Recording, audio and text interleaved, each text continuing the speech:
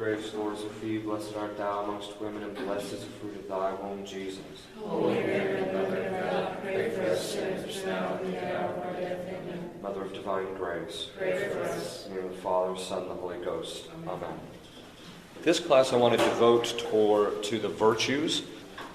We can't go into detail on each one of them, but I want to give just a basic outline and kind of put them in the context of what we've been talking about. If you remember, in the 3 stages of the interior life, you have the purgative, and that's when you're purified of your imperfections and you start working on getting rid of vices and that type of thing. You stop sinning. And then there's the illuminative, and then there's the unitive. St. Thomas names them slightly differently. Even though the demarcation is the same, here he calls this the beginners. And he says the beginners just try and stay out of mortal sin and try and stay out of sin, basically, he says. And that's basically people who are going through purgation. They're just trying to stop sinning. And then he says, and the beginners, their focus is the world, so they're in the process of by stopping sinning, they're trying to turn towards God. And then he says there's what they call the proficient. And the proficient, he says, are those who take joy in the practice of virtue. So they're building virtue, but they're building it, and their motivation for building it is that they like what virtue does to them. And St. Thomas says virtue does 2 things to a person. It makes the haver of the virtue good. In other words, it perfects him. The various faculties of his soul are perfected. They're rightly ordered. They're directed towards the ends which they're supposed to be. So it makes you actually good. And then he says it inclines towards good action. So the person who is virtuous is the person who's just inclined to do the right thing at the right moment. And that actually makes him good. So the proficient, though, their motivation, though, isn't quite purified yet. And so they're just trying to work on the virtue. They take joy each time they perform an act of virtue. St. Thomas says one of the effects of virtue is, when you're first trying to start out and do the virtuous thing, it's difficult and it's painful. But he says as a person starts gaining a certain habit in that area, that is, he starts gaining the virtue a little bit, he says virtue is its own reward. So there's a certain pleasure that comes in the process of actually doing the action that fits that virtue. So the person actually begins to take joy in it. And that's where the proficient people are. They're actually the people who take joy in doing it. So they're trying to make themselves better because they're trying to be good. But they're not quite perfect because their motivation is still perfecting themselves. Whereas he says people that are in the unitive way he calls the perfect. And he says the difference between the proficient and the perfect is the perfect also work on perfecting to increasing virtue. But their motivation is God alone. They only do the things for the virtue for the sake of God, and that's it. Basically, it's the motivation of charity. And that, the perfect, the proficient, the beginners, are very different by the way they employ the different virtues. There are 2 kinds of virtue. There are what we call acquired virtue, such as the virtue of justice. The person who has the acquired virtue of justice is someone who doesn't steal other people's property. He's somebody who, if he owes somebody a certain amount, like if he buys something, he actually pays them what is due to them, that type of thing. So this is someone who has the acquired virtue of justice, or the acquired virtue of temperance. So the person who has the acquired virtue of temperance doesn't eat too much, he moderates his speech, things like that. Then the acquired virtue you can build on your own.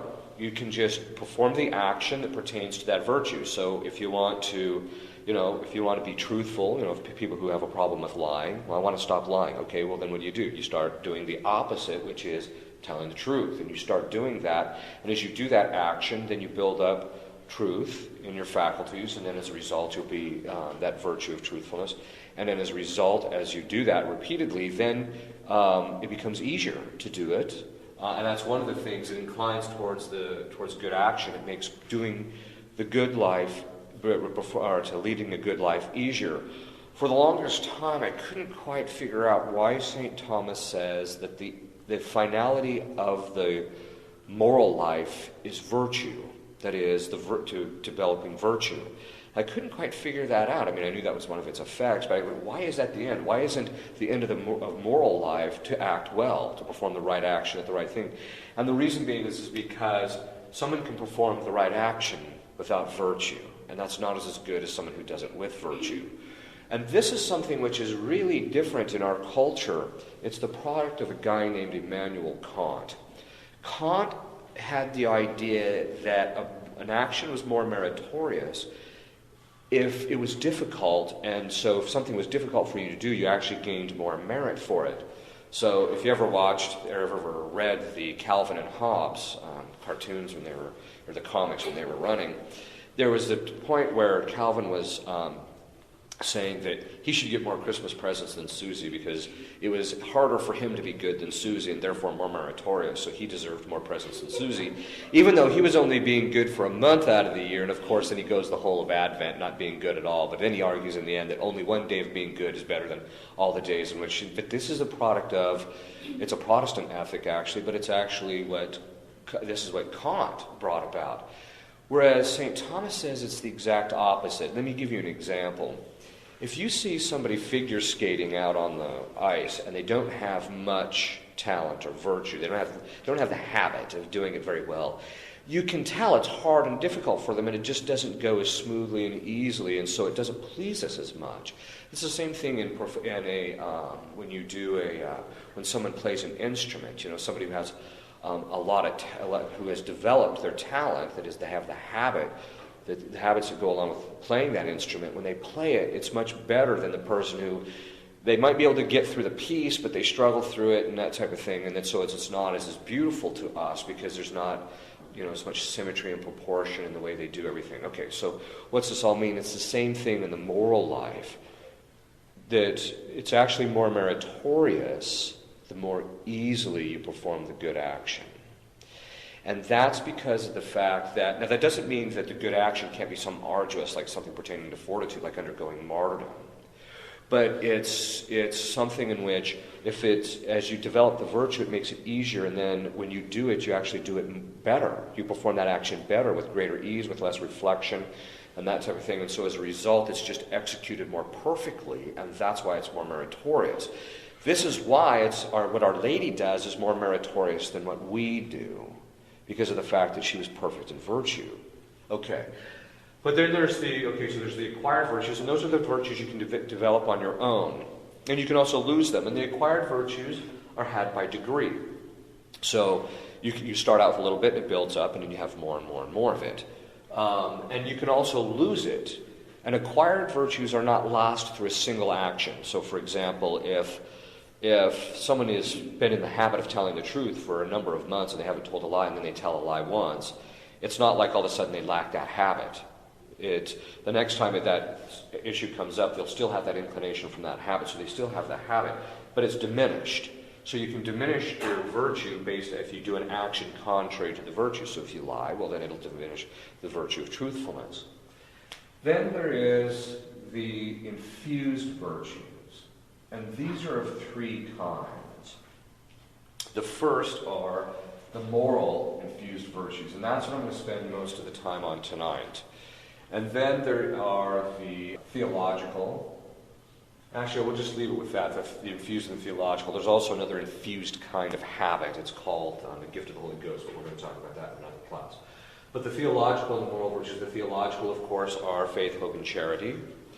And those are, so they're infused. So if you remember, when you're in the state of grace, and you're trying to advance in holiness, of course, but when you're in the state of grace, God infuses in you all of the infused virtues. All of them. I'm going to give you a list of them. There's quite a list. He infuses all of them in you. But, all the theological and the moral. But there is a difference. Is between the infused and the acquired. Both, you can make use of the infused virtue, and I'll tell you how you do that in a little bit. But infused virtues are impeded, even though you have the virtue, like if you're in the state of grace, you have the infused virtue of prudence, and then you do something stupid, right? Well, then you're like, well, where did that come from? If I have the infused virtue of prudence, why am I doing something, that's bad? Well, the reason is, as St. Thomas says, is that the infused virtues are impeded in their actions by vice, by acquired vices.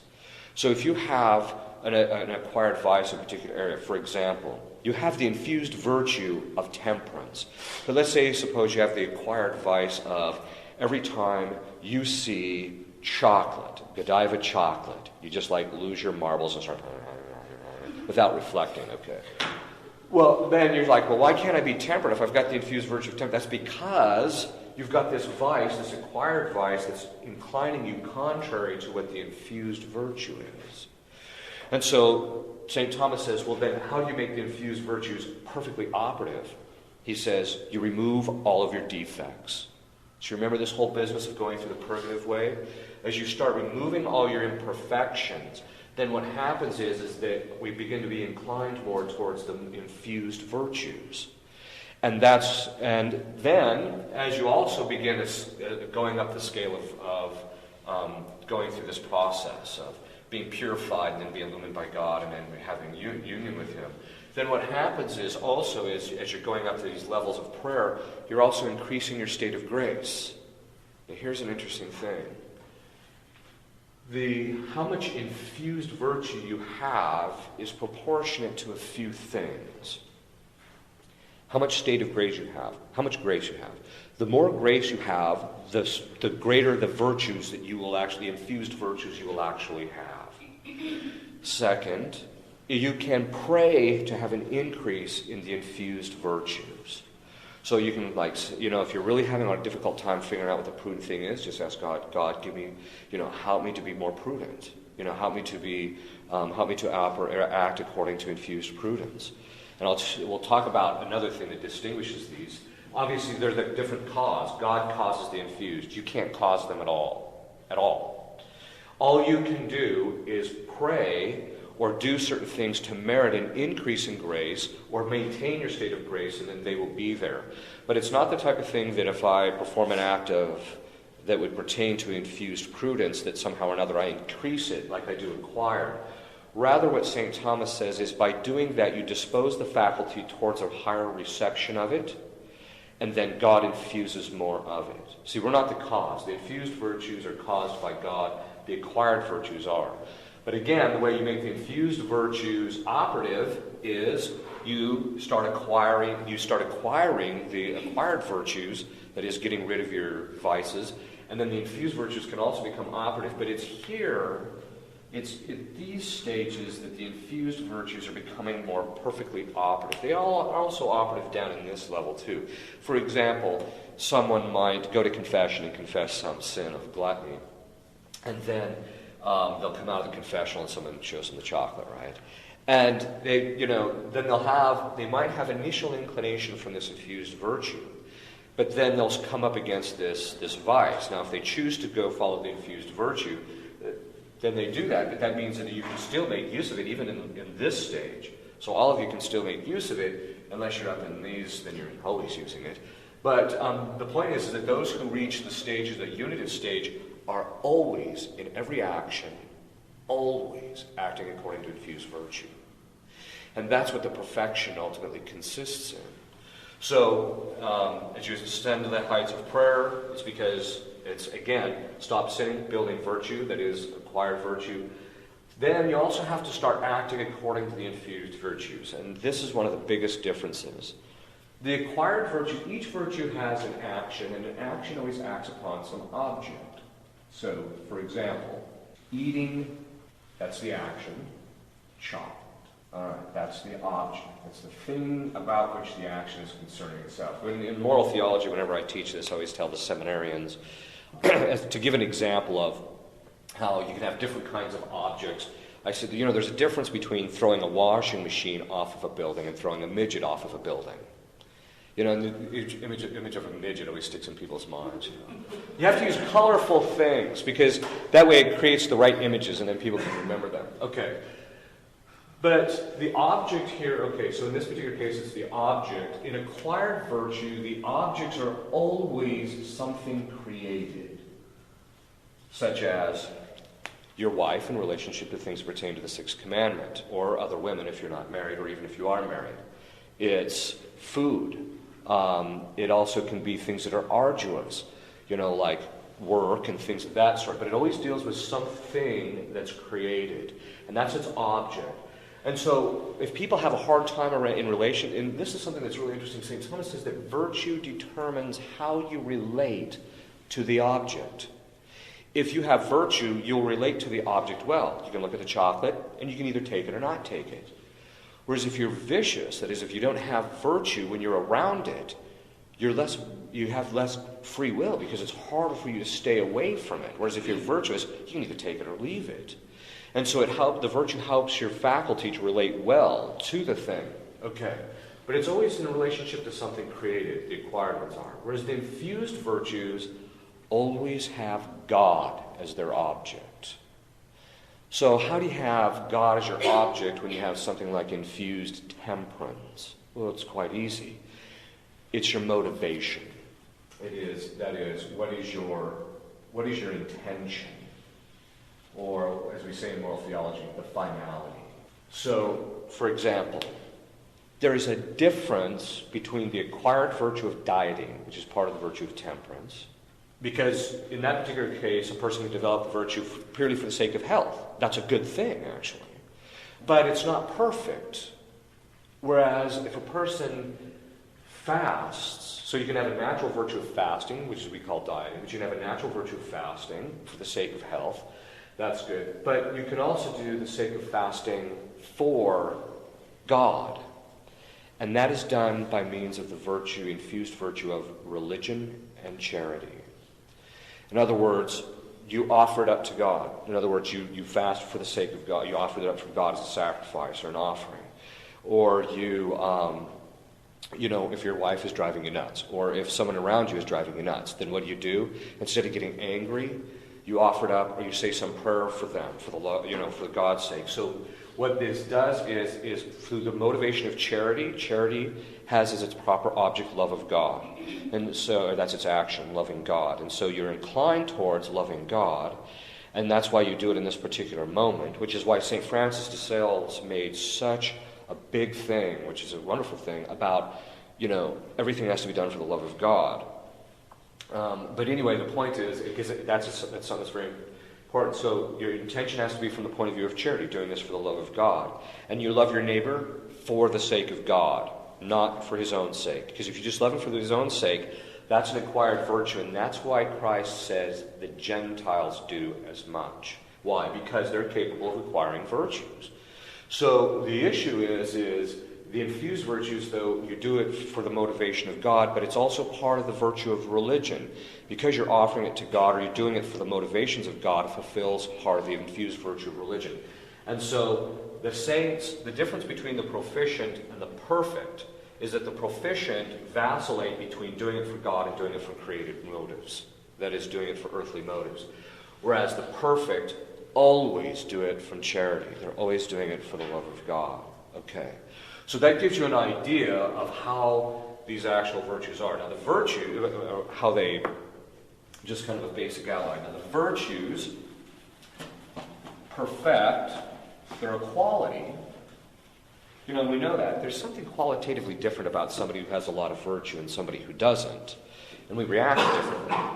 And there are 4 faculties. I don't have to go to all the faculties of man. It would be too long, of course. But there's 4 faculties of man that we need to take a look at. And these virtues, or these faculties, will give you an idea of exactly how the virtues function. The virtues perfect one of our faculties. Now, a faculty is an ability of us to perform some function. So, for example, the faculty of sight gives us the ability to see. That's an action. The intellect gives us ability to know the truth. The proper object of the intellect is truth. The proper object of the will is the good. So it helps us to will, to be inclined to choose the good. The irascible appetite, that's the one that pertains to anger. These deal with what we call passions or emotions, and that's why they're called appetites. So this deals with things such as anger, hope. By hope, we don't mean the theological virtue of hope, but hope in just the sense of, even animals have these two. Like, for example, all you have to do, for instance, to my sister's dog is say the word treat. And all of a sudden, they're jumping around, and then they run over where they know the treats are, and they're waiting. Well, that's because they have hope. Because there's something coming, I'm waiting for this, So that's part of the irascible appetite. But the irascible appetite moves us or inclines us towards dealing with things that are arduous and difficult. So if we didn't have an irascible appetite, football would be extremely boring. Because you have to use the appetite to motivate the body to actually do it. So the problem is that these things went awry. So if you remember from your Baltimore Catechism, there are 3 effects of original sin. Darkening of the mind, so the intellect has a harder time grasping the truth. Do you remember what the other 2 are? Weakening of the will, and then, inclination to evil. And that's what that principally pertains to here. So what virtue does is it counteracts the effects of original sin. It perfects these specific virtues, or these particular faculties. Now, the concupiscible faculty is the one that deals with bodily goods, food, and things pertaining to the 6th commandment, that is conjugal relations. So that's what it principally... Now, you can gain an emotional desire. Because we have reason, we can train our appetites to desire, that is, the concupiscible appetite to actually desire things that aren't proper to our body as such. For example, a car or a computer. A computer, strictly speaking, doesn't fulfill any bodily need of the individual. But it can fulfill other needs of the individual, like intellectual, the thing can fulfill it. And so the mind can train the appetites to desire these things. And that's really what, when you're raising children, the goal is to give the child the proper associations, as Aristotle says, by pleasure and pain, by punishing him when he does the bad things, and then rewarding him when he does the good things. Excess in both sides will end up with a child that's not rightly ordered. So if you're always giving him the rewards, yes, Johnny, 2 + 2 does equal 5. Here's your star. Well, sorry, the kid's just going to end up not getting reality right. And it's the same thing, too, though. If you're always negative and you're always punishing the kid, it's always the kid, as says the Scripture, fathers, don't nag your children, lest they lose heart. So what happens is the children, there's no positive motivation. Anyway, the point being in all of this is that the virtues actually perfect these faculties and bring them under control as far as the concupiscible and the irascible appetite. So, for example, anger, the virtue that is opposite of the vice of anger. Now, anger is a passion, but it can also be a vice, in the sense of if it's by excess, you're always getting angry very easily and too much. Whereas the person who's meek, the irascible appetite doesn't move, until these appetites, before the fall, these appetites never moved until reason said, this is worth desiring, or this is worth becoming angry over. Which meant that Adam and Eve never had what we call antecedent appetite. That is, appetite that is contrary to our will, or that occurs before we have a chance to really gain control over it. And most people, this is what they spend all their time. The purgative way, what you're doing is you're trying to get rid of all your antecedent appetite. How do you get rid of antecedent appetite? Virtue. Because as you perfect these faculties through virtue, they become more subordinated to reason, and then your appetites won't move until reason says yea or nay. To it. So, but the point is that antecedent occurs before intellection, that is, before you actually think of the thing. And this is true, somebody will come in and they press your buttons, and before you even have a chance to reflect on what's going on, you're like, you're all angry, right? Well, that's antecedent appetite. But the way you get rid of it, the goal, in the illuminative way, the person reaches a stage. Now, you can't root these antecedent appetites out entirely by acquired virtue. God has to drag you through the purgative, the passive purgative, to root these out entirely. But people will find as they start developing virtue and they start doing everything they can to root out their vices, that all of a sudden they just notice they're not as emotional as they used to be. They don't get as angry, or they don't get as desirous, they're not lusting, or things like that. But the principal way that you get rid of antecedent appetite is by developing virtue. But the people who reach the illuminative way, or the unitive way, get to a stage where there is no antecedent appetite, because of the fact that it's perfectly subordinate. By the time they've reached a state of perfection in the transforming union, it becomes perfectly subordinated, the appetites become perfectly subordinated to reason. So, and Our Lady never had any antecedent appetite, and neither did our Lord. Our Lady's was kept in check by grace, and our Lord's by grace and also by virtue of the fact that he had the beatific vision at the time of his conception. So that's what caused them to be perfectly subordinated. Okay. Then there is what we call consequent appetite. Now, consequent appetite is, or emotions, is when, someone walks up to you and says, "Nice cassock, Father." And you're like, "Oh, well, thank you." Then you're realizing, hey, wait a minute. He was saying something bad about me and my cassock. And then they get angry, right? Well, that's because it's consequent to the judgment of reason, or to the intellect, or to what you will.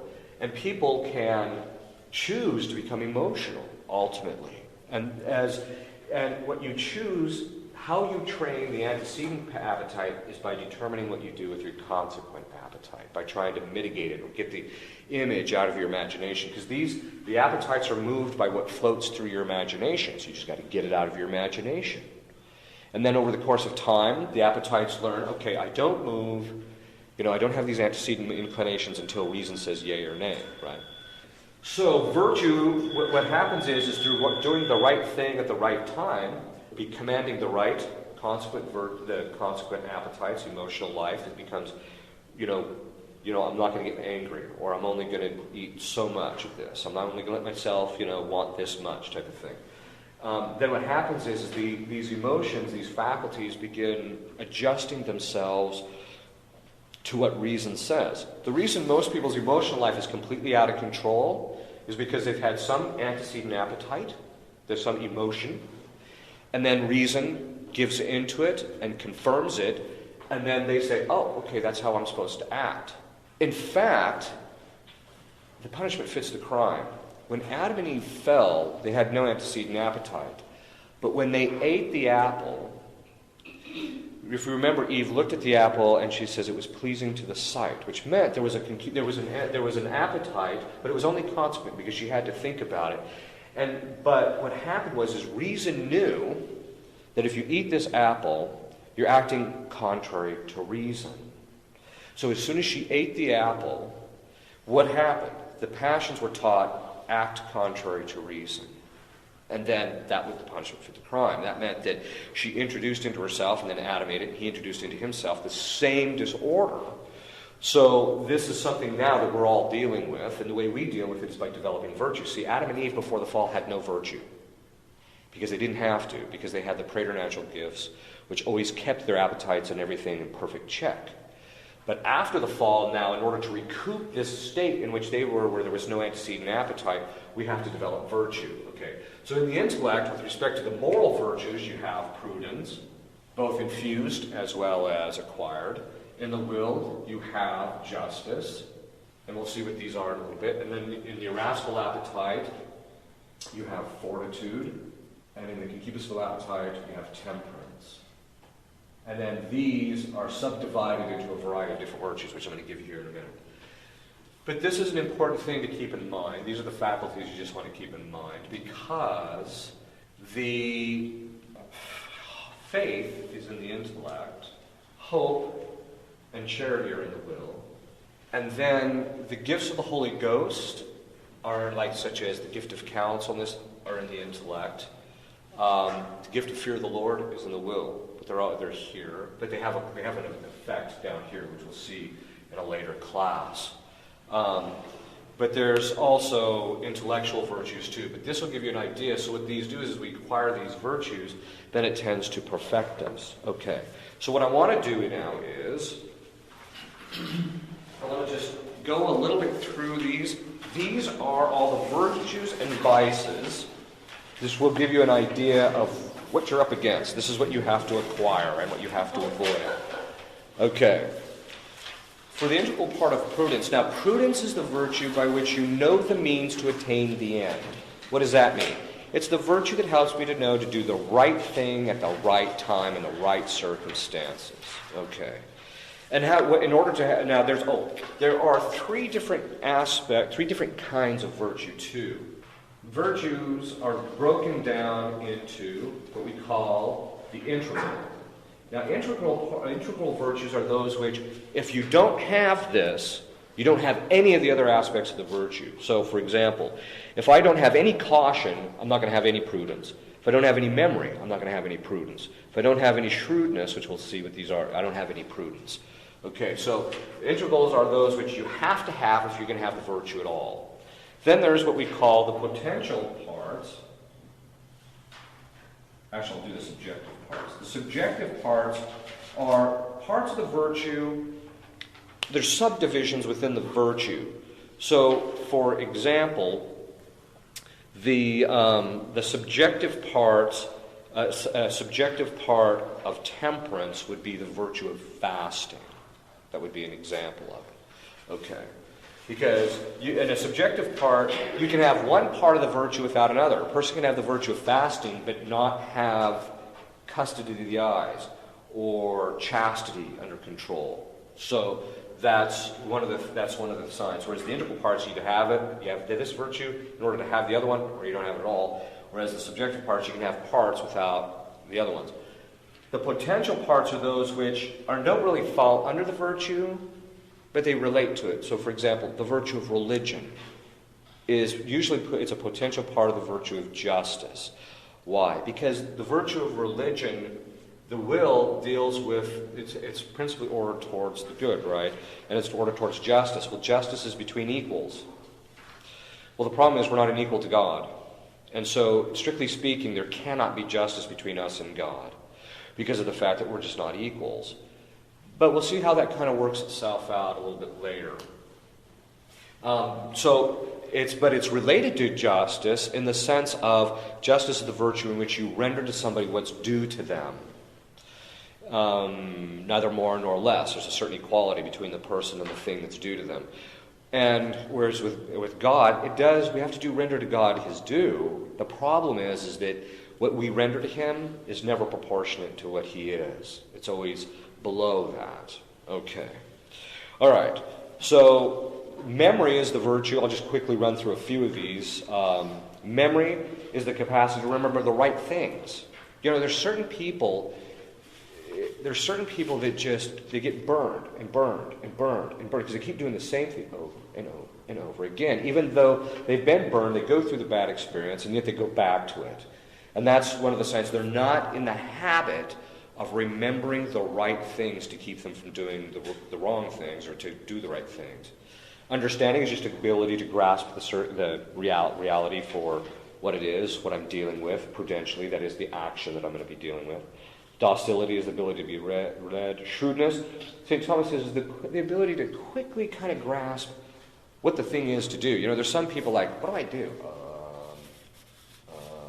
Like put gas in the car. Well, he's not very shrewd, right? Okay. Then there's reason. That's the ability to just think. Basically, I don't want to go into too much detail. Foresight is the ability to see based on past experience, you know. There's this in The Simpsons. I don't recommend people watch The Simpsons. But one time Lisa decided to do an experiment to see whether Bart was smarter than the rat. And so she put this thing out there where if the rat touched this bar to grab this treat, it would get shocked. So it gets shocked once and then the rat stays away from it, right? Well, Bart just keeps touching it. Ow, ow, ow, ow. Okay, right. Well, that's because he doesn't have any foresight. When he looks at this thing, the bad experience he's had in the past, he looks at it and he doesn't realize, okay, look, I've had a bad experience with this in the past. It probably means that same kind of thing is going to happen in the future. And that's what foresight is. Circumspection, that's where you keep track of your surroundings. Now, these destroy people's circumspection instantaneously. I mean, instantaneously. The minute somebody gets mad, they lose all track of the fact that, they're hacking at a priest, for example. Or, maybe you watch what you're doing, that type of thing. Also, people get some type of thing they want, so you'll see this. I've got to have that trinket. And so they just Meanwhile, their kid is off and, running through the traffic while they're looking at this trinket. Hello, your kid's running through traffic. So in other words, the point is people lose track of their surroundings. So circumspection is the virtue which helps the person to keep track of their surroundings. Caution, there's certain things that are just dangerous. So, for instance, the kid who drives 60 miles an hour when it's solid ice out, doesn't have much caution. Then there is the potential parts, good counsel. Good counsel is a person who's just able to figure out to take time to sort things out. Some people have the capacity to do that, some people just don't, and you can develop that ability to do it well by slowing down, taking time, and that type of thing. Synesis, don't say gesundheit after you say that word. Synesis is the virtue which helps the person know when the common laws apply. So, for example, if a guy steals $50, well, the common law is he has to pay back $50 and he has to do some type of restitution, etc. And so that's the one that just helps, this is the sixth commandment. This is a case that falls under the sixth commandment, so I don't do the sixth commandment. That would be an example of synesis. So people who have that good habit of knowing don't do this, and that's what parents are training their kids. Don't do this. This is against this commandment, or God doesn't want you doing this. And that's what they're training the kids, so the kid knows when to apply the law. Nome is a little bit different. Nome is the virtue in which a person, when the common laws don't apply. And, for example, people will come to me and they say that the law is you have to go to Mass on Sunday. So people will say, Father, we're traveling to Tibet, and there's not a traditional Mass there. Do I have to go to Mass? You get something like that.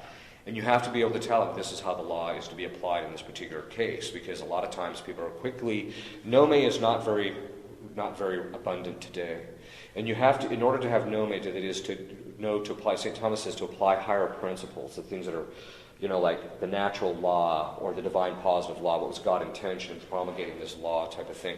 In order to know those subtleties, you have to be a very virtuous individual. Most people aren't very virtuous, and so they're very quick to excuse themselves from going to Mass or doing this or doing that. And so that's one of the things that virtue is very hard to develop, and there's very few people that have it.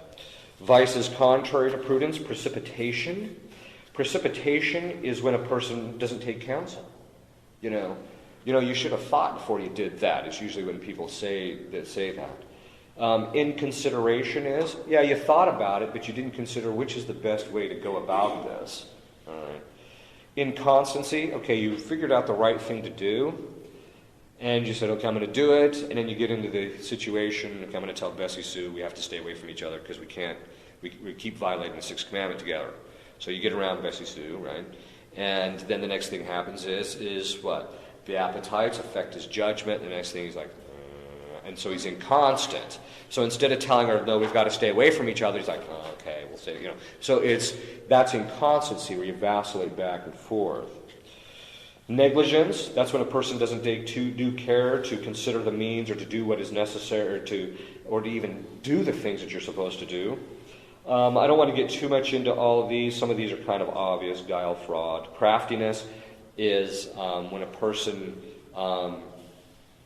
uses deceit in order to obtain something, which is a little bit different from guile. Guile is normally in words, fraud is normally in deeds. That is, you do something illegal. Justice, justice is the virtue by which you render someone their due. So there's commutative justice, that's between equals, between individuals. So if I say, go clear the driveway and I'll pay you $50, and then you go clear the driveway, then commutative justice demands I give you $50. So it's between individuals and equals. Then there's legal justice. That's what I have to render to the common good of society. So, for example, part of legal justice is paying your taxes. Although the problem with Caesar is, Christ said, say to pray to Caesar's what Caesar's. So Christ is affirming the order of legal justice. The problem with Caesar today is he wants what's not Caesar's. That's the problem with Caesar today. Then there's the distributive, because quite frankly, I don't think Caesar should be entitled more than God is, and God only wanted a 10th part, so why does Caesar think he should get 90% of your money? All right. Then there's distributive justice. That's from those who have care of the common good to those who are underneath them. So, for example, the state has an obligation to make sure that certain people are paid or that they are taken care of, that just laws are enacted to take care of people that protect the common good. Restitution is part of commutative justice where you pay back to somebody, some damage you've caused or something you've stolen or something of this sort. I think it's St. Alphonsus Liguori says that if a person doesn't make restitution in their life, they can't get into heaven. And that either means if it's a grave thing pertaining to restitution, then it's morally sinful and you don't get into heaven, period. If it's venially sinful, you have to pay it in purgatory. Part of that restitution also deals with God's glory. Every time you sin, you steal from His glory, and then as a result, you have to make restitution, and we call that what? Reparation. Okay, then there's the virtue of religion. That's by which you render to God His due. There's the virtue of prayer. Now, actually, the virtue of prayer is a number of different virtues, but I just put it in one. But I do this is to tell people that prayer is a habit. And the reason it's difficult at the beginning is people aren't in the habit of praying. Well, if you're not in the habit of doing something, it's difficult.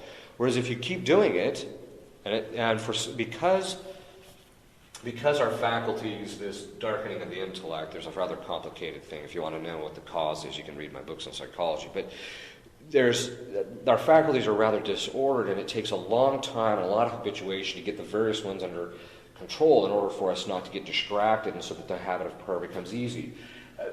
If you get your appetite, the more you develop virtue, the easier the prayer becomes. Okay. Now, one of the virtues is mortification, which falls under temperance. Now, most people don't bother with it, and then they wonder why they're distracted. Why? Well, mortification gets these appetites under control. So, for example, if a person never fasts, then when somebody's baking cookies and they're trying to pray, guess what the body's saying? Guess what the appetite's saying? Cookies. That's all that keeps coming into your mind, right? Or if you're attached to something, if you're distracted during your prayer, sometimes if you just step back and say, okay, why is that particular thing distracting me? Why is the laundry list distracting me? Why is the grocery list distracting me? Why? It's because you have some attachment to it. Because you're not mortifying it. So do some mortification to break that attachment, and then you'll find that the distractions will clear up. All right. So prayer, adoration, that's where you basically adore God. Sacrifice, the virtue of sacrifice is by which you give something good back to God in some type of manner of offering. Now here's the kicker. This religion, prayer, adoration, and sacrifice are acquired virtues, but they're also infused virtues. Now, here's the problem. Because God reveals to us the teachings that pertain to Him and the manner in which we must live our religion, this is why when people say, people worship God in different ways. Sorry, that's not how it works. God reveals to us the way in which He wants to be worshipped, and then we have to do that. He does that through revelation, and then we do that when we engage in that manner. Then we can use the infused virtue.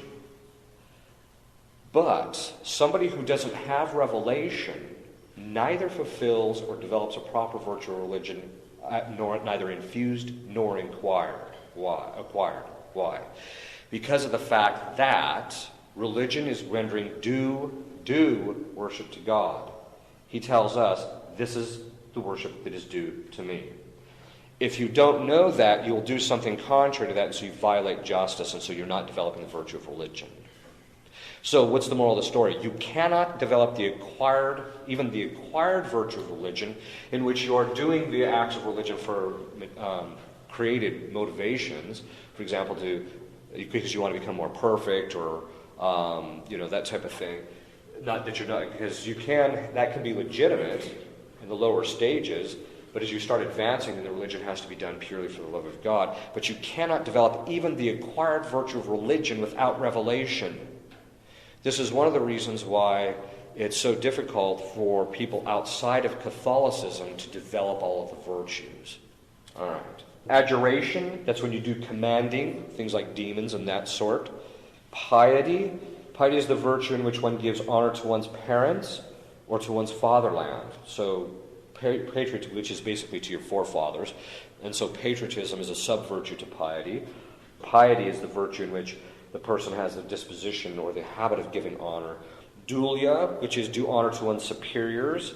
Now, sometimes people will see that in relationship to the saints, and that's to Our Lady, hyperdulia to Our Lady. Obedience, which is something that's virtually never developed today. Obedience is a promptness of will to do, to serve, or to do the will of our superior. You don't see too many people doing that. Gratitude or thankfulness, virtually people don't develop that at all. So when you see people pile out of Mass immediately after Mass, week after week, Mass after Mass, you know they're not developing that virtue, although don't judge them because they could have legitimate reasons. Just vindication, that is when the person is in the habit of seeking that the harm that people are causing is put an end to. And sometimes that means that you actually have to harm other people. So the idea of, now by harm we mean physically harm, not spiritually or morally harm, but we're talking about just, sometimes, for example, if some guy's walking through, a bus station or through a McDonald's mowing people down with an AK-47, you don't sit there and say, well, we just can't, it's not virtuous not to do anything to stop the guy because we'd have to harm him to do that. It's just nonsense. There are times in which it's necessary to seek vindication to put an end to the harm for the sake of the common good, for example. Truthfulness, in English that's called honesty, just always telling the truth. Friendship or affability, there are certain people that actually you can develop the habit of being able to be easily befriended. Liberality, that's when you use your own money, not other people's money, to relieve the needs of the poor and things of that sort. So that's part of that virtue. In theology, sometimes they call that almsgiving. But liberality is when you help other people. So a true liberal is actually somebody who uses their own money, not somebody who taxes everybody and then uses that money. All right. Epikeia, that's the virtue in which, when the common law doesn't apply, the person knows what or also when the common law does apply, what the mind of the legislator is. So, for example, St. Thomas gives the example of the mind of the legislator. He says, after 9 o'clock at night, the doors to the city are to be closed because we've had these marauders come in, and so the doors are to be closed. Well, if they get in at 8:30, you don't close the doors and say, oh, well, no, the law is you can't open the doors. No, well, Epikeia tells you what the mind of the legislator is. The mind is get the marauders out or keep them out. So you open the doors up so you can get them out. All right. Too many people evoke Epikeia to get out from underneath everything. But anyway.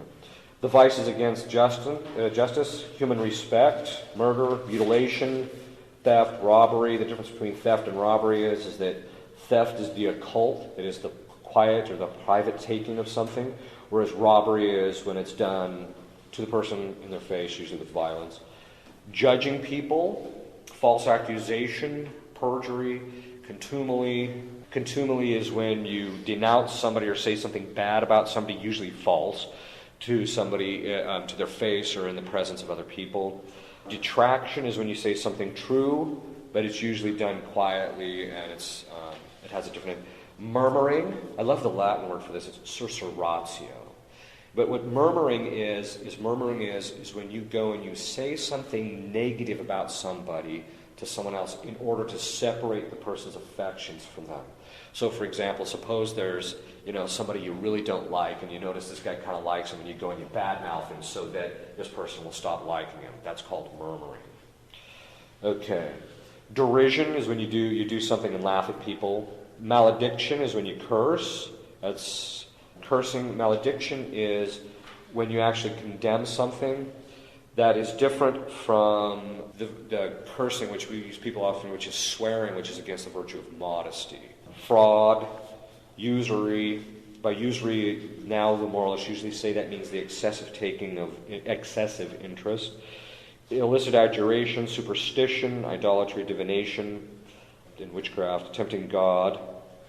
People like this one guy, he had this technique, actually I found out later that it is in fact a technique that was developed by the martial arts, where you can jump off high places and land without hurting yourself. Well, this guy had developed that technique to a high degree, so he jumped off the Space Needle in Seattle without any parachutes or anything, and he lands. And he stopped after that, he said, because he kind of got some bruises from it, so he figured he better stop.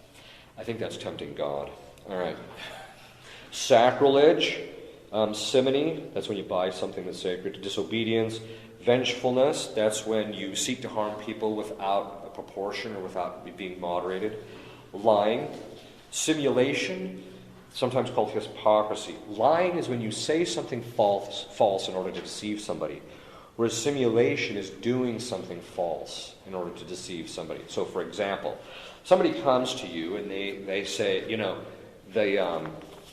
you see some guy come out of the bank. He's got the bags of money. He jumps in the car and he goes that direction, right? And the cop comes up to you and he says, "Which direction did they go?" And you point the opposite direction. That's simulation. All right. People often simulate. They'll act happy when they're torqued off or something like that. Not that you should go around making people feel the brunt of your being angry. Boasting, ingratitude, irony is when a person. Irony is when a person says something false about themselves, so that they don't have to deal with certain things, so it looks like they're lowering themselves. Adulation, which is flattery, litigiousness. Not that suing somebody can't necessarily proceed from justice, of course, but here it's when people are always suing everybody for everything. So you see this going on. I mean, just to try and keep up with the lawsuits that are going on between computer manufacturers is itself a full-time job. Avarice, prodigality or wastefulness. Okay, fortitude. Now, fortitude is the virtue in which it helps one to engage the arduous good. So things that are difficult, you ask for fortitude so that you have the capacity to do it. Okay. Now, some of the virtues that are connected to fortitude, magnanimity, that's greatness of soul. Now, what that is it's the person who always strives for the greatness. And what does greatness of soul consist in? Virtue. So the magnanimous man is the person he's striving for the virtue, because it's difficult to always be virtuous. Magnificence, that's when a person does great things with their money. Again, not with other people's money, but with their own money. So, for example, someone who spent a lot of money to build, like the convent in Agnew, they went to a benefactor, he says, "Build it and I'll pay for it." That was an act of magnificence, because they produced something quite magnificent. All right. Patience is different from longanimity. Patience is the ability to suffer some evil for a long time. It's not the waiting for something. So, for example, people say, the stoplight, I want to get through the light, so I lost my patience. Well, okay, the priest knows what you mean, but technically speaking, you lost your longanimity.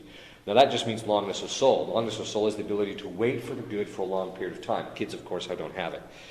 Okay, whereas patience is dealing with evils, longanimity deals with the things that are good. Perseverance is that when things get difficult, the person continues going and continues to maintain. Vice is contrary to it.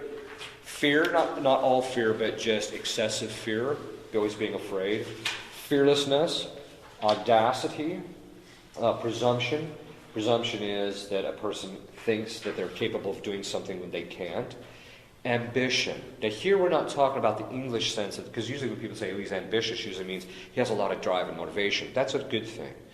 Here they're talking about ambition as it proceeds from pride, where the person overestimates what they're capable of, and so they try and attain things that's above and beyond their state in life, or beyond their capacities.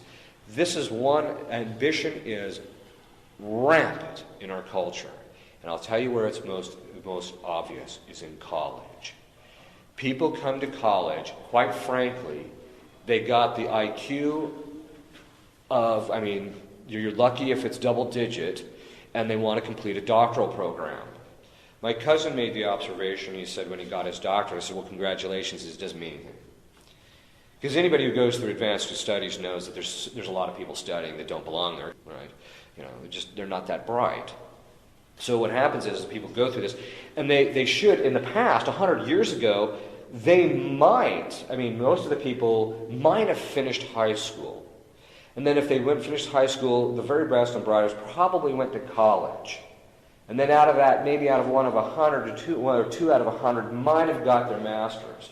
And out of those, maybe 1 out of 15 or 20 might have gotten their doctorate.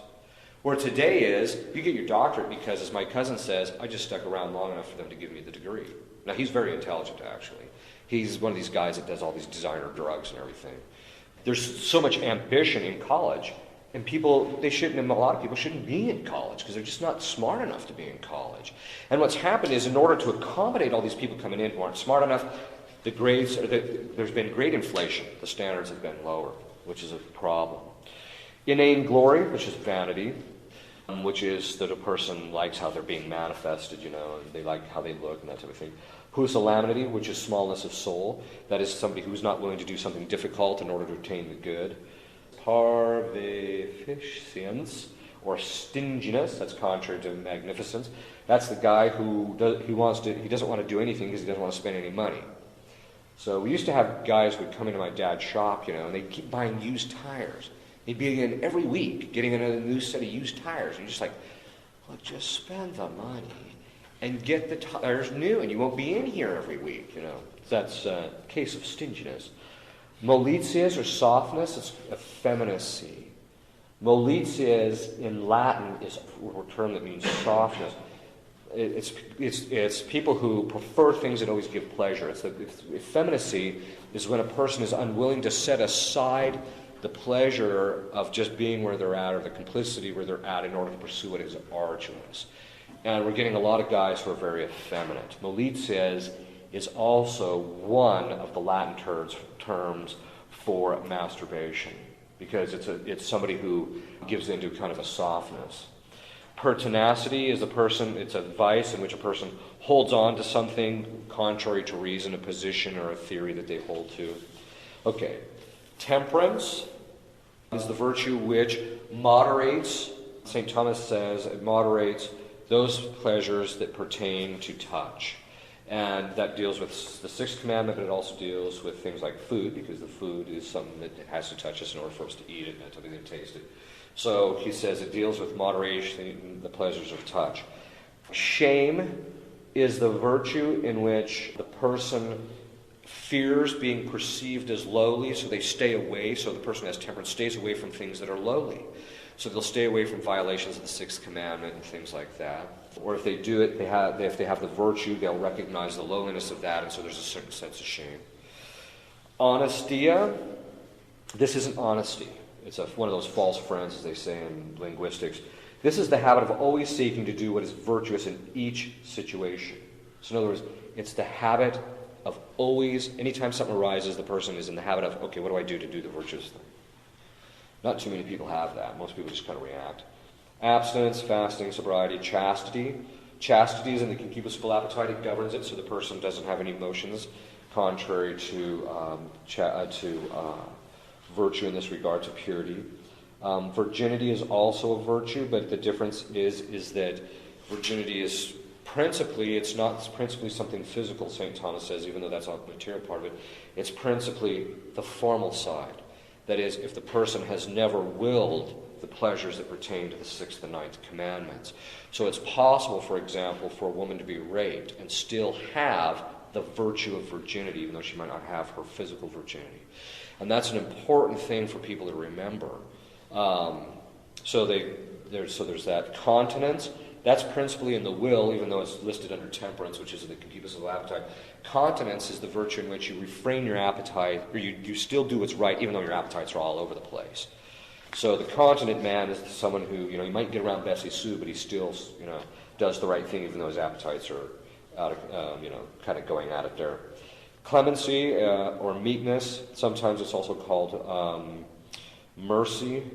The meekness is the virtue opposite of anger. Modesty proper, that's the one in which you develop where your dress doesn't draw people against the sixth and ninth commandments. Humility, contrary to pride. Eutrapelia, the virtue of right recreation. Decorum, I've talked about all these. Silence. Studiosity, that's the virtue in which you apply yourself to those things that pertain to your state in life so that you learn them. Virtue of simplicity, that's one we don't have today. The materialistic consumerism is the vice contrary to simplicity. Consumerism is the vice in which people see something they buy because they have the money or they get stuff. So you go to people's house and the garage is up to here in junk that they don't even need. And then you go and you find out, man, you got a lot of stuff in your garage. And they'll say, yeah, you should see our storage. You're like, okay, that's not simplicity. Simplicity is the virtue in which you only buy what you need, or you only obtain or possess what you need. And that's usually very hard for people. Sometimes that need can also be pertains to decorum. So like if you're a king, what you need is a little bit different than, say, the guy that's just the plebe on the street, so to speak. Vices against temperance, gluttony, drunkenness, lust, fornication, mutual acts outside the marriage state. Mutual acts is the theological term for foreplay.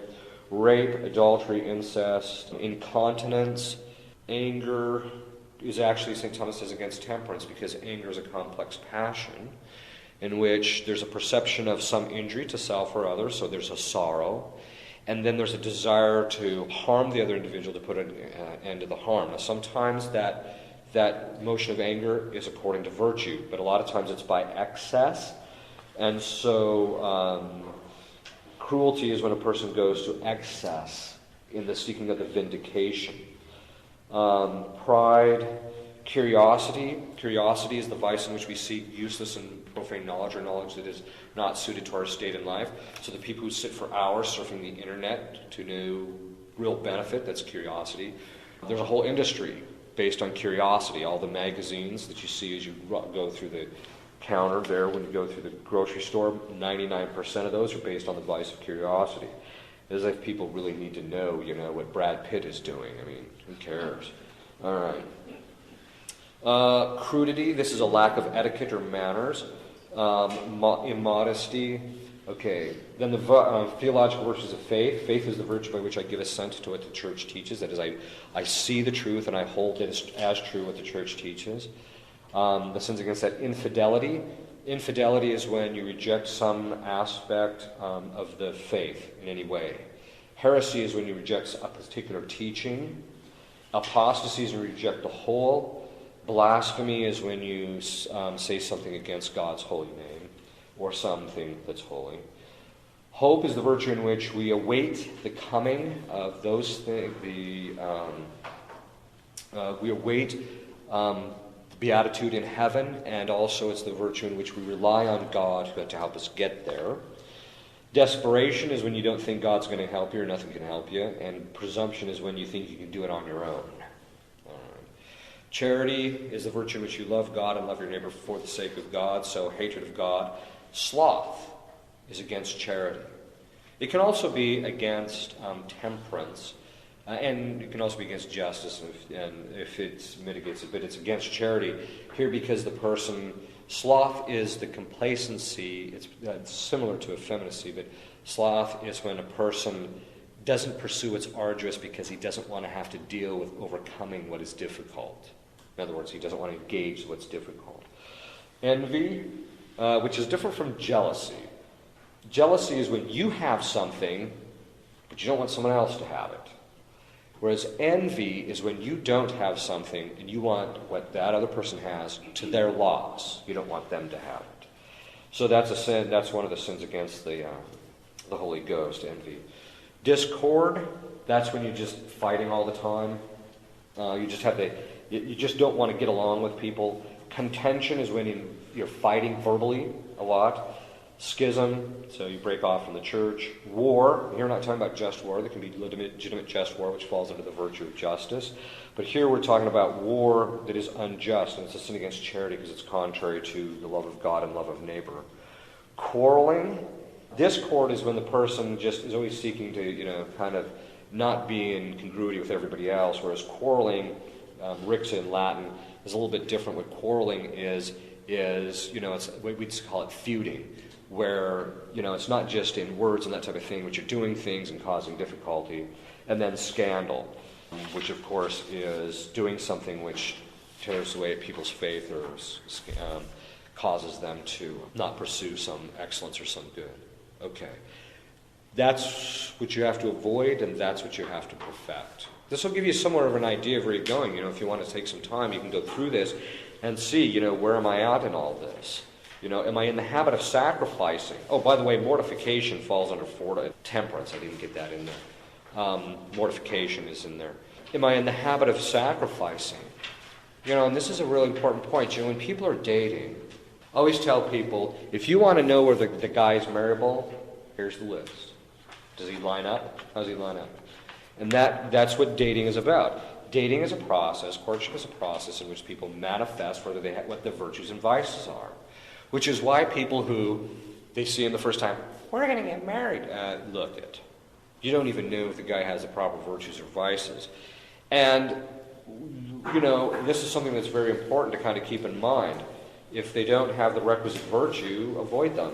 This is why I always tell, guys, if the woman you're going to marry doesn't have virtue, you're going to pay for it the rest of your life. But if she has virtue, you will have a wonderful life if she has virtue.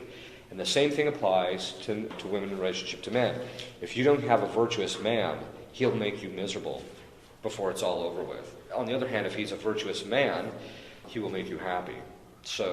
And when we say that marriage is, there to help the spouses save their souls, well, this is how they do it, by building virtue, helping each other build virtue. So if you see your spouse doesn't have a particular virtue, then you start offering, you perform the sacrifice, you offer something up to God, you sacrifice something to God, you do some type of mortification so that they receive the grace to be inclined towards performing that. So the inclinations that God gives us towards performing the right action is not just from grace, which is important, which is necessary, but he also gives it to us from the infused virtues. And we'll see this in the next class. I'm going to talk about the gifts of the Holy Ghost and then the fruits of the Holy Ghost.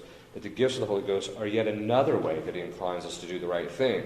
So when we stand before God and we didn't do the right thing, we have no excuse, because he's given us an awful lot. Okay. Any questions? Of course not. Yeah, this is quite a chunk. What I would like to do, maybe I'll do this next year, is actually go through these one by one so people have a very clear understanding of what they are. But this will give you an idea of what they are. When I mentioned that book by Rodriguez, he's got all these pretty much laid out in there. They're expensive and they're hard to find, I found out later. That's kind of weird because I was looking at them some other time and they weren't that expensive. And it's just called The Life of Christian Perfection, I think was the name of it. I did have one question that was obvious to me, that is the word that doesn't make sense to me. It's number 15, under vices against justice. Illicit adjuration. I'm not sure what adjuration is there. Oh, adjuration is when you command something in the name of God to do something. Oh, okay. So, so illicit adjuration would be when you try and, for example, command a demon to do something in the name of God that he shouldn't be doing. Like transport me, in the name of God, transport me to Father Ripperger's class so I can learn something. Okay. So, the answers to the test. yeah. Yeah. So, where there are certain kind of adjurations that are illicit. So, for example, what are called binding prayers, in the name of Jesus, spirit of lust, in the name of Jesus, I command you, or I bind you and I command you to go to the foot of the cross, receive your sentence. Those are completely legitimate. So, there's legitimate adjuration and there's illegitimate adjuration. Yeah. Under justice, number 9, swearing, how does that? Yeah, taking an oath, such as in court. That's not swearing in the sense of using profane languages. That's actually a virtue when you do it according to right order. But it's when you swear and then you if you do it contrary to virtue, it's called perjury. So, but it can actually be a virtue? Yes, when you do it when you're supposed to, for example. And St. Thomas says the reason we require, for example, someone to swear on a Bible in a court of law is because we're invoking God's assurance that the testimony is true. Which is why St. Thomas says that if a person commits perjury, he not only violates justice, but he violates the virtue of religion and commits sacrilege in the process.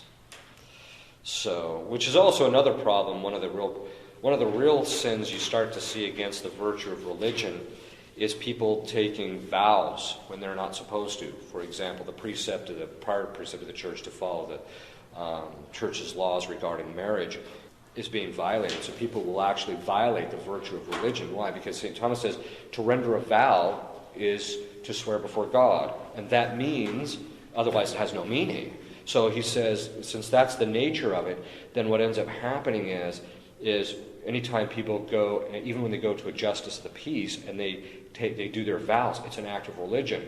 This is why you tell people, that's why you cannot go to the marriages of non-Catholics, because They're employing a sacrament outside the church which violates in justice the rights of the magisterium to regulate the sacraments which was given to them by Christ. So every time people use the sacraments outside the church, they commit a sin against justice and therefore sacrilege, and also against the virtue of religion in relationship to the magisterium. That's why when they talk about how wonderful it is that they have baptism and stuff like this outside the church, no, you're not. As Pius IX said, it's more to their condemnation than to their salvation to make use of these sacraments. Any other questions? Yeah. Yeah, I read a book by Bishop Buckowitz, and he said that in heaven, the only theological virtue they have is charity. That's right. Faith and hope are no longer needed. Yes. So what about purgatory? Do you need faith and hope in purgatory? Yeah, you still have faith and hope in purgatory because of the fact that you're not in that different of a state than you are now, except insofar as God has communicated to you. You've had an experience of God through your judgment, and He's communicated to you what your sentence is. But you have hope because you're awaiting the good that God is going to give you when you get to heaven. And you still also have faith because of the fact that there are certain things that you still have to accept on faith. You don't have, once you see faith is belief in things unseen, basically. It's those things which we don't see. So once you see God face to face, literally the virtue of faith corrupts, and that's not a bad thing. It ceases to exist because faith deals with things that are unseen. Well, now you see it, so you don't have that virtue anymore. And anytime you perform an action, that's something I forgot to tell you. As soon as you commit mortal sin, you lose all your infused virtue. And the infused virtues can be corrupted through a single act of a single mortal sin. Well, in heaven, seeing God face to face isn't a mortal sin, but the action of seeing Him is contrary to the invisible part of faith, and so it corrupts the virtue of faith in the proper and the good sense of that term. So they don't see it. Christ did not have faith. If you ever hear somebody say that Christ was a man of faith, you know he's a heretic. It's that simple. Now, he may not be a formal heretic, but he's a heretic. Why? Because Christ had the beatific vision. He already saw God, so he didn't have faith. Nor did he have hope. Why? Because he's already at the beatific vision. Hope is when you haven't gotten there yet, and beatific vision is the goal. So Christ had hope for us, but not for himself, because why? He was already at the end. So people in purgatory have faith and hope and charity, but in heaven they don't have faith or hope because hope is for the awaiting the thing that you're going to receive. Well, you already receive it, and you already see the thing. But you still have charity, which is the virtue by which you love God, and then the charity becomes perfectly an act in heaven. So, charity is the only virtue that they end up having in heaven. So, charity actually lasts forever? It does, yes. And how much you develop in this life is what you take with you into the next. Which is why that line, from, I can't remember which, I think it was The Gladiator, I think that's the movie. He gives that speech and he says, what you do now redounds into eternity. The virtues you develop now go with you into heaven. Because if you remember, I said that perfection, sanctified perfection, consists in excellence and grace and the adornment of the soul of all the virtues. But the point is that different people develop different degrees of virtue, and that's what they take with them into the afterlife. And when God looks at your soul, and when other people, when they're in heaven, will be able to look at your soul, and they will be able to see in your soul the various virtues that you have. And these virtues, St. Thomas calls the virtue honestia. Remember, where you're always seeking virtue? He says that is called spiritual beauty.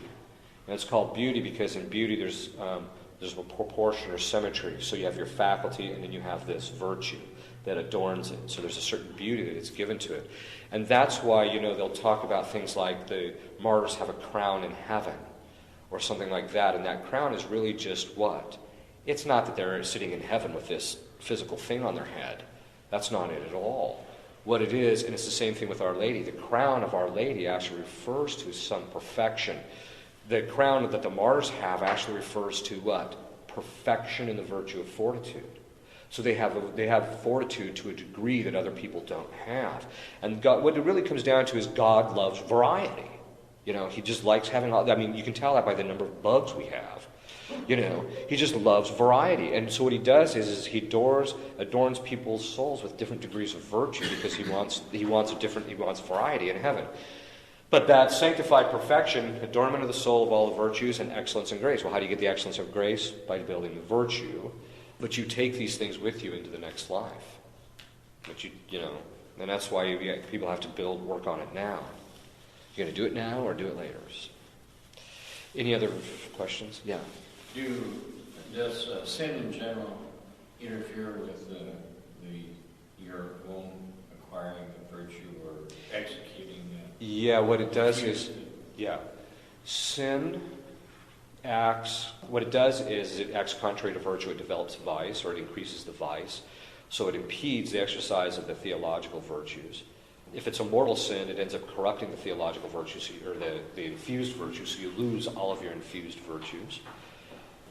But if it's just venially sinful, what it does is it leaves a residual habit. Even a single act leaves a little bit of disorder in the faculties. And so as a result, then you have to work on overcoming that, and so that will impede the operations of virtue. So the way you do that is you perform an action contrary to that, so that you can develop the virtue and then get rid of any inclination that you might have towards vice. If you have a vice, that just means that you haven't developed the virtue. So the sin is the action. Remember when I said action? It's through action that you actually develop the virtue, but it's also through action that you develop vice. So by repeated action, you develop the acquired virtues and the acquired vices, and also you can also develop a disposition of soul so that you can increase the infused virtues, but you also can remove the impediments so that the infused virtues can become more operative.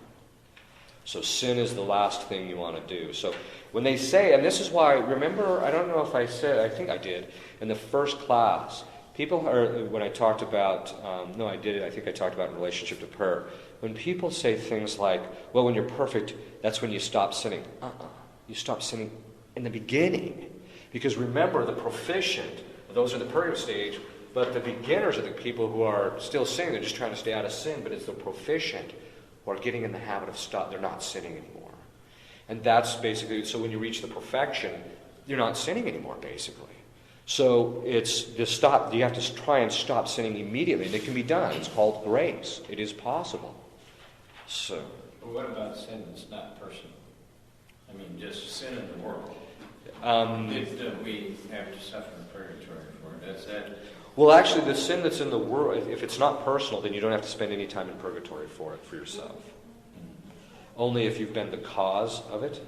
But if you haven't been the cause, then you don't have to spend any time in purgatory for it. But the sin that's in the world can affect us negatively because it can affect our perception of things. It can make it harder to live the life of virtue because there's more temptation, that type of thing. Which is one of the reasons why the principal function of the head of state is what, do you think? St. Thomas says that the principal function of those who run the state is to make the citizens happy. Happiness consists in actions accordant with virtue. Therefore, the principal function of the people who run the state is to enact laws that will make people virtuous. Makes you wonder where we're at, doesn't it? So, okay. If you'll kneel, I'll give you a blessing. Benedictio Dei omnipotentis, Patris et Filii et Spiritus Sancti, super vos et manet semper. Amen. Christus vincit, Christus regnat, Christus imperat. Christus